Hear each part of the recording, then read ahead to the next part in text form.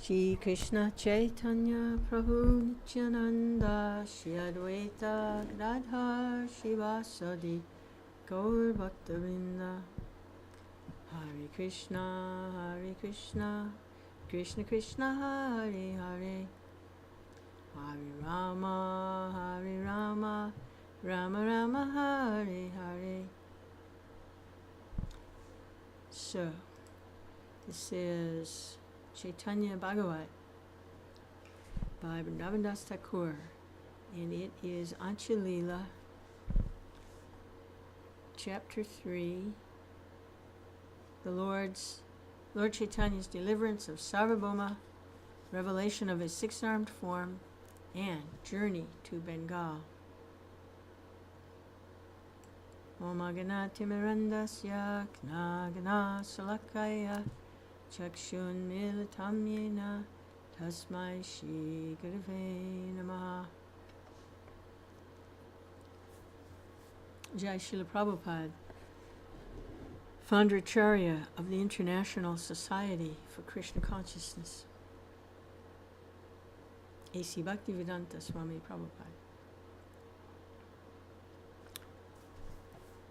So, continuing part 2 of chapter 3, and this is starting at text 203.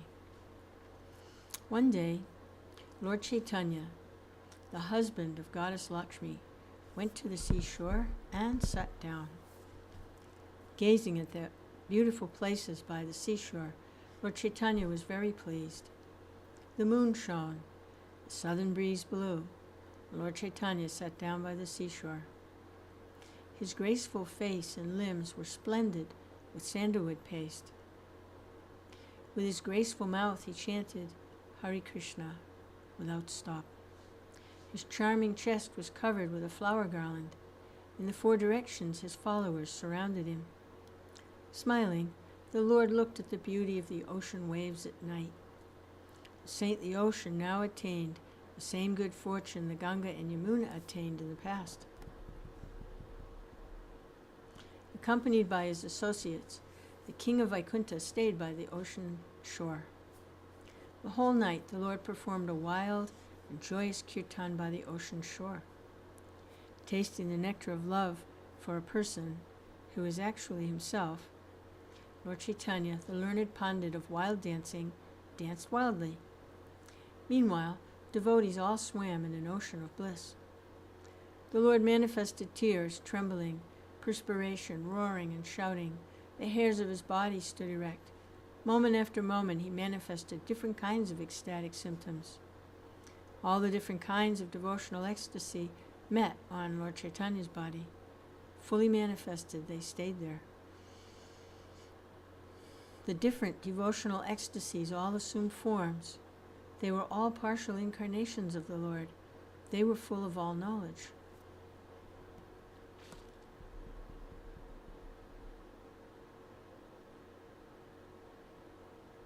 Wrapped in the ecstasy of Vaishnava feels, the Supreme Personality of Godhead danced. Knowing this, the devotees all stayed by his side. Not for a moment did Lord Chaitanya feel even a half a sesame seed worth of loving separation from the Lord. No one else can manifest even a little of the power that Lord Chaitanya manifested in his pastimes. Nothing is impossible for him, and all the Vedas proclaim this truth of the Supreme Personality of Godhead. No one else in the numberless universes can manifest the ecstatic love Lord Chaitanya manifested. No one else can manifest ecstatic love like what Lord Chaitanya manifested. Only persons who have attained the Lord's merciful glance have the power to understand him. Persons who completely surrender to the Lord and serve him with devotion break apart the bonds of repeated birth and death.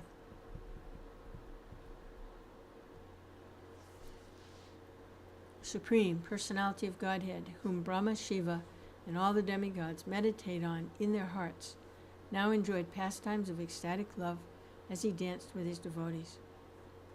I offer my respectful obeisances to all the devotees who enjoyed pastimes of kirtan with Lord Chaitanya. In this way, charming Lord Chaitanya spent the whole night dancing by the seashore. Gadadhar always stayed with the Lord. Never was the Lord apart from Gadadhar. Whether eating, sleeping, or walking about, Gadadhar served Lord Chaitanya at every moment. Gadadhar would read Srimad Bhagavatam to the Lord. Listening, the Lord would become wild by tasting the nectar of ecstatic love. Simply by hearing Gadadhar's voice, the Lord became happy. Accompanied by Gadadhar, the Lord visited the homes of the Vaishnavas. One day, the Lord went to Paramananda Puri's monastery and sat down next to him. The Lord was very pleased with Paramananda Puri. They were close friends, like Krishna and Arjuna. They conversed about the secrets of Lord Krishna. The Lord always enjoyed Paramananda Puri's company. The water in Paramananda Puri's well was not good. Lord Chaitanya, the all-pervading Supersoul, knew all about it. Lord Chaitanya asked Paramananda, "How is the water in your well? Please tell, I will listen." Paramananda Puri replied, "The well is very bad. The water is horrible. It is mud personified." Hearing this, Lord Chaitanya said, "Alas, alas," he said, "Lord Jagannath is a miser. Anyone who touches the water of Paramananda's well becomes free of all sins."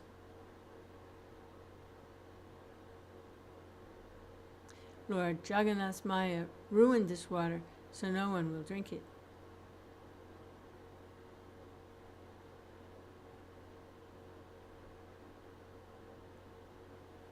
After speaking these words, Lord Chaitanya stood up, raised both his arms, and said, "O Jagannath, O great master, please grant this boon to me.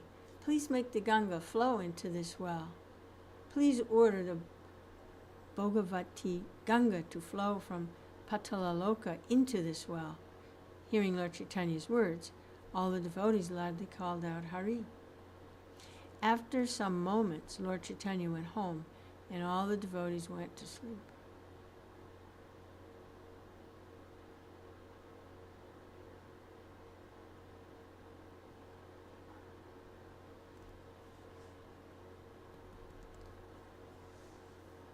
After some moments, Lord Chaitanya went home, and all the devotees went to sleep. Placing the order on his head, Goddess Ganga then entered the well and filled it. When they rose the next morning, everyone saw a great wonder. The well was now filled with very clear and pure water. Seeing this wonder, the devotees called out, "Hari!" Paramananda Puri fainted with joy. Saying that Goddess Ganga had entered it, everyone circumambulated the well. Hearing of this, Lord Chaitanya came. With a happy heart, he looked at the water. Lord Chaitanya said, "O devotees, please hear.